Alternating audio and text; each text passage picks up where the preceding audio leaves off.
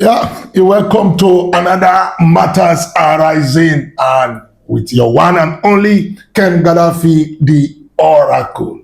Okay, I know the talking point is so far the Champions League, and we saw two games that were not really identical, particularly maybe for some fans, but for the real neutrals, they will see that it was indeed two very interesting semi-finals, as the case may be.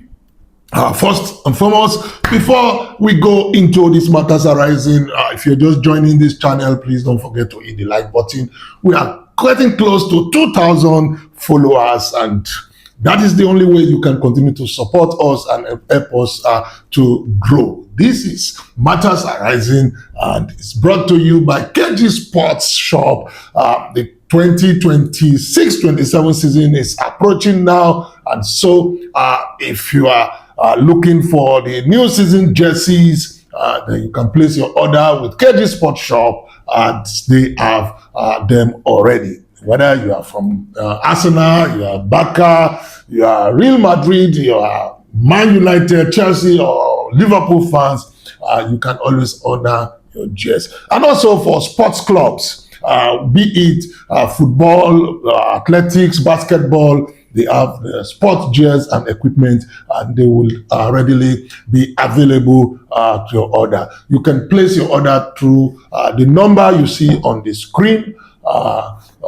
They are located at the Agbo Township Stadium in Delta States. Okay, now let's get back to the matters arising. First and foremost, it was the match on Tuesday, which was between PSG and Bayern Munich. It was explosive, end-to-end.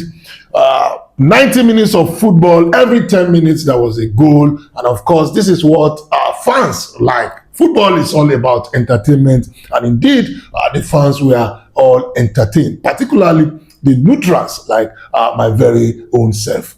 There was a lot of question about the defending. There was a lot of question about the officiating, particularly the penalty kick that was awarded to PSG, which gave them the lead at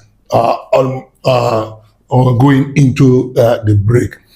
For that penalty, no doubt it was controversial and against the rule, because according to the IFAB rule 12, which I will read here, a ball deflecting onto a hand or arm directly from a player's own body, for example, knee, foot, chest, is generally not an offense, provided the arm is a natural position and not making the body unnaturally bigger. So if you look at the Bayern defender, his arms were right behind him and he was looking away from the ball, and the ball hit him on the knee or brushed his knee, so his midrib, and before it touched the hand.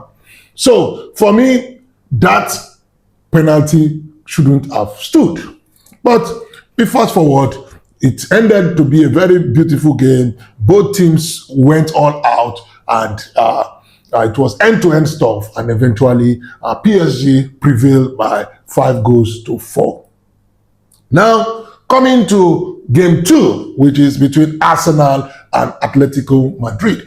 A lot of people have been very, very biased about this match. Some people have tagged it, Aram football is going to be boring. It's not. Sometimes I don't understand the agenda of particularly some pundits. I take some time to browse through the internet and watch a lot of analysis, and I see that a lot of these pundits are very biased. I don't know, they sound to it look like they're having an agenda against Arsenal. Even right from time, they never gave Atletico Madrid the chance.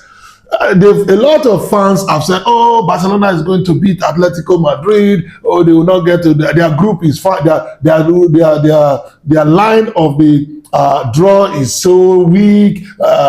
Okay, agreed. Both teams have never won the Champions League, but they are top team in Europe. You cannot discountenance them. And every team has its own style of play. Anyway, the match came and it was very, very cagey, interesting, but both teams went all out for it.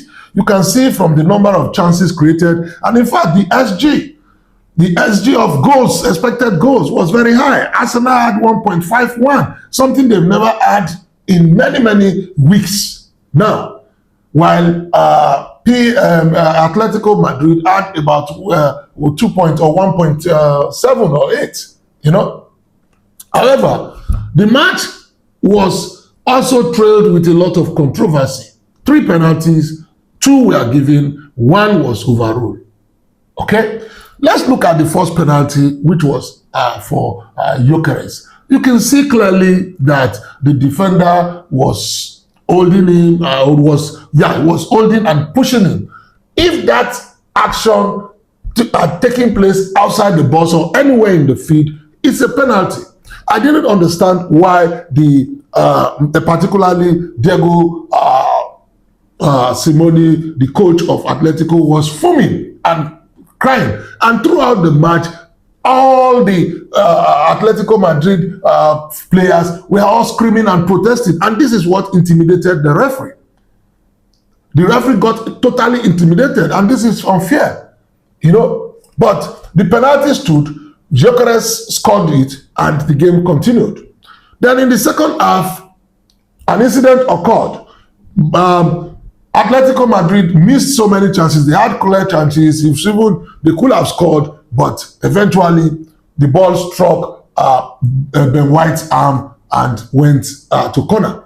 And the referee was crowded by the referee didn't give it. Initially, he didn't give it. And Simeone was crying on the reserve. The reserve referee, and the players were crowded. That is wrong. That is really wrong. Even if I don't know why they have to make this kind of decision to happen, and they are trying to bring the game to disrepute. But the referee was called. Okay, go and see the VAR, and he saw it, and he saw it clearly. It didn't even take him 10 seconds or 20 seconds to look at it, and then he saw the ball hit Ben White, and Ben White was turning away from the ball to block it, looking away when the ball hit his leg, his knee, and struck his arm. Okay, the rule says unnatural if he's on a natural position, but the referee gave it. Okay, accepted. Now, fast forward again, it now came to a very clear penalty in front of the referee. The referee was just 4 yards away from it. It was not as if the referee did not see it. And this begins to make me to question, what is the purpose of VAR? Is VAR to officiate or to checkmate wrong decisions or possibly errors that the referee did not see?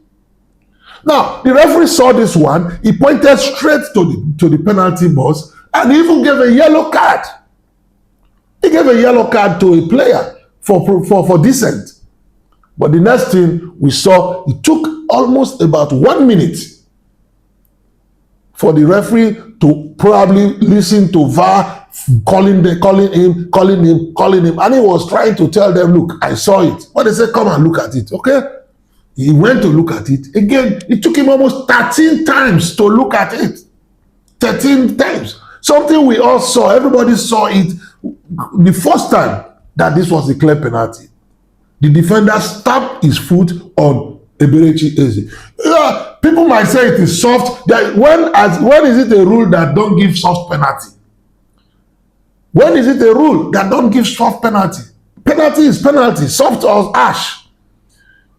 On this case, Eberechi got the ball before him and he stamped his foot, his toe on Eberechi's leg, out foot. It was very clear, glaring for everybody to see. But the referee, listening to the VAR, overturned it. And this really put a kind of blemish on this match. However, On the balance of play, it's a fair result. Both teams gave it their all, and it's all square. And Arsenal will be happy to go back to the Emirates and do justice. At least home advantage can see them prevail. So this is really very, very contentious, but that is part of it. Finally, before I round up this matters arising, I think not only rival fans, especially in England, which is very sad to see that Arsenal is the only English team left in the EPL. I mean, left in the Champions League. And instead of other teams to rally around and support, they are just interested in bantering Arsenal. This is very unfair. This is very unfair. I can see other teams in other leagues supporting their own. But Arsenal fans are even the ones that are championing the hatred. And to top it, also are the pundits. Most of the pundits, even when Arsenal was leading the EPL with 9 points, they were all saying, oh no, Arsenal will not, they will no, cannot win it, they will bottle it, they will do this. Every pundit wants to say negative thing about Arsenal. They never see the positive. Oh, Arsenal is playing boring football. Oh, they are winning by set piece. When has Arsenal scored set piece last? Now, in the last 9 games, only 2 set piece goals. They keep looking at agendas to, well, I've said it before. I just hope Mikel Arteta and the players just shut their ears to the noise. Arsenal are currently the only team that are unbeaten in this year's UCL. They have won 10 games and they have drawn 3. Lost nothing. They are in the semi-finals of the Champions League and they are still topping the EPL with 3 points. Hopefully, by this weekend, they may extend it to 6 points. So that should be enough motivation to Arteta and his men not to listen to the noise that are coming from left and right. And hopefully, we are in May. We are entering May now. We are just 4 weeks to go. I hope they will hold their nerves and they'll be able to get over it. Well, what's your take on these matters? Drop it on the comment box. Don't forget to hit the like button, subscribe to the Oracle of Cambodia, and continue to support us and follow us on all our social media handles. Thank you for watching and bye for now.